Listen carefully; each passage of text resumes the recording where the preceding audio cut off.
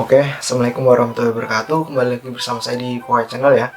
Nah, di video kali ini sesuai dengan janji saya di video sebelumnya ya, bahwasanya di video kali ini saya bakalan bahas ya satu persatu ataupun step by step gimana caranya buat kita agar lolos seleksi IM Jepang ataupun tip dan triknya ya sesuai dengan apa yang saya pernah sampaikan. Bahwasanya saya bakalan ngebahas ya satu persatu tes pemagangan IM Jepang ya, khususnya yang bagi kalian yang mandiri ataupun tanpa LPK seperti itu.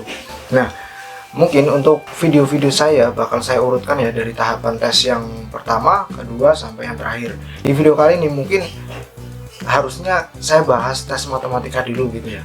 Cuman mungkin ini adalah tes yang menurut saya lebih penting dari matematika. Karena apa?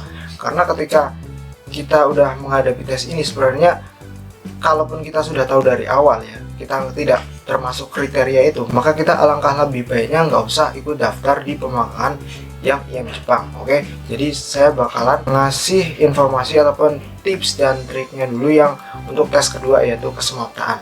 Nah, sebenarnya apa sih tes kesemaptaan yang ada di IM Jepang? Jadi tes kesemaptaan itu adalah yang meliputi kita itu dicek ya dari badan ya, seluruh tubuhnya lah ya, dari atas sampai ke bawah ya. Jadi dalam maupun luarnya kita dicek semua ya. Dari yang pertama adalah saya urutkan dari atas, yaitu dari mata. Mata itu kita dicek ya. Jadi mata itu tes, maaf ada yang ada gangguan salah nggak, ataupun cara orang Jawanya ya kero ya. Jadi matanya apa kalau bahasa Indonesianya kok saya kurang paham. Jadi selibor apa pak? Bukan selibor ya. Intinya kero gitu ya. Jadi yang satu melihatnya sana, yang satu sana.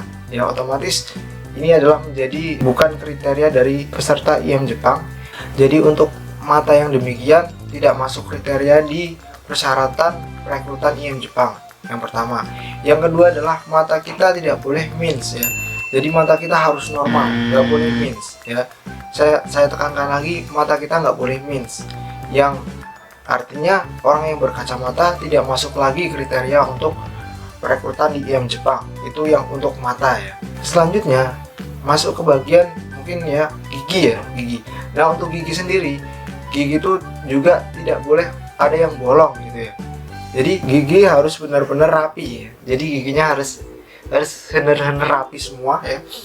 Kita juga dicek ya dari sana, gigi yang paling dalam ya, terus sampai di sini. Jadi kita dicek, disuruh bahasanya, disuruh buka mulut gitu ya. Jadi disuruh menganga gitu ya mulutnya, terus kita dicek semua ya giginya. Gigi kita nggak ada yang bolong, nggak boleh ada yang bolong. Kalaupun ada yang bolong harus ditambal dulu ya. Jadi memang disarankan untuk menambal gigi terlebih dahulu sebelum kalian mengikuti seleksi IM Jepang gitu. Nah, gigi tidak boleh ada yang bolong, apalagi yang gigi depan itu nggak boleh ada yang istilahnya disfungsi gitu ya. Jadi memang benar-benar normal, rapi. Misalkan sebelumnya gigi kalian patah atau gimana, itu harus ditambal dulu ataupun itu harus diganti dengan gigi yang permanen ya. Gigi palsu boleh tapi yang permanen, dan itu pun letaknya ya di sekitar sini ya, samping-samping ya. Jadi tidak mengganggu estetika gitu ya, mungkin bahasanya seperti itu. Dan itu untuk gigi. Dan yang ketiga adalah untuk kulit ya.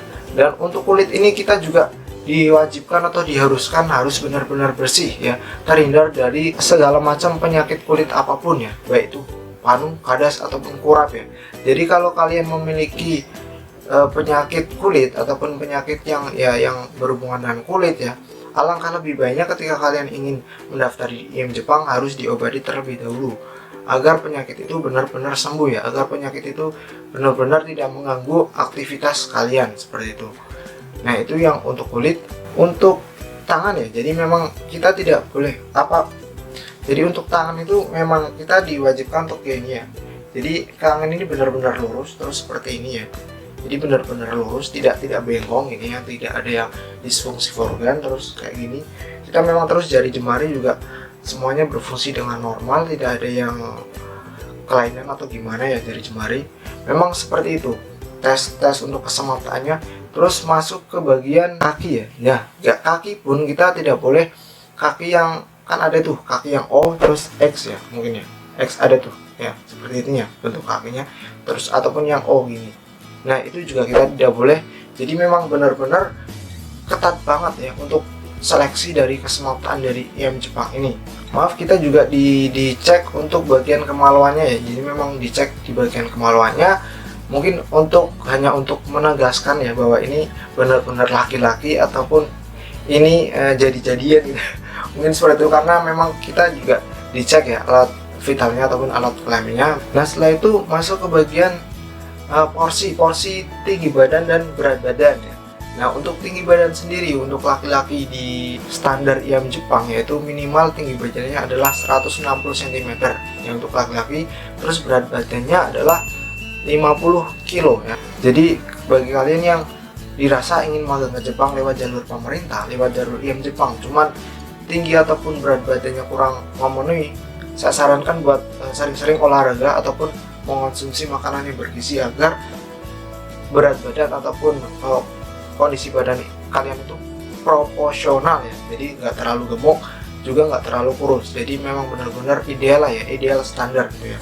Nah, yang selanjutnya adalah bekas-bekas ya. Jadi seperti bekas tindik, terus bekas tato ataupun bekas operasi itu juga tidak menjadi standar IM Jepang untuk merekrut ataupun meloloskan peserta tersebut ya. Mungkin kalau bekas operasi dirasa bekas operasinya itu udah tidak mengganggu aktivitasnya, itu masih bisa ditoleransi gitu ya. Cuman untuk bekas tindik dan bekas tato, misalkan kalian pernah tindik ataupun pernah bertato, itu sudah tidak menjadi toleransi daripada perekrutan ataupun standar dari IM Jepang. Nah, itu untuk bekas tato. Terus untuk patah tulang ya. Jadi patah tulang pun ini menjadi kendala bagi peserta yang ingin mengikuti seleksi di IM Jepang ya. Karena patah tulang sendiri dikhawatirkan ketika nanti berada di Jepang, ini dikhawatirkan nanti mengganggu ataupun ini bisa terjadinya kekambuhan ya. Apalagi di Jepang ini ketika musim dingin juga benar-benar kondisinya sangat-sangat dingin ya, 0 derajat bahkan ada yang minus gitu ya. Jadi dikhawatirkan ketika seseorang itu pernah terjadi ataupun pernah mengalami patah tulang, nanti bisa kambuh. Nah, itu yang tidak diharapkan mungkin dari panitia ataupun penyelenggara seleksi dari IM Jepang. Jadi untuk standar ataupun kriteria yang diberikan di IM Jepang seperti itu ya. Jadi tadi dari mata, terus kulit ya, terus tadi gigi ya, terus dari patah tulang ya, tangan semua, anggota badan, terus kaki, terus bekas-bekas tato, tindik, bekas operasi seperti itu ya. Jadi tidak boleh berkacamata, juga tidak boleh buta warna seperti itu. Jadi memang benar-benar kita itu ideal ataupun standar ya, di proporsional di tubuh kita seperti itu.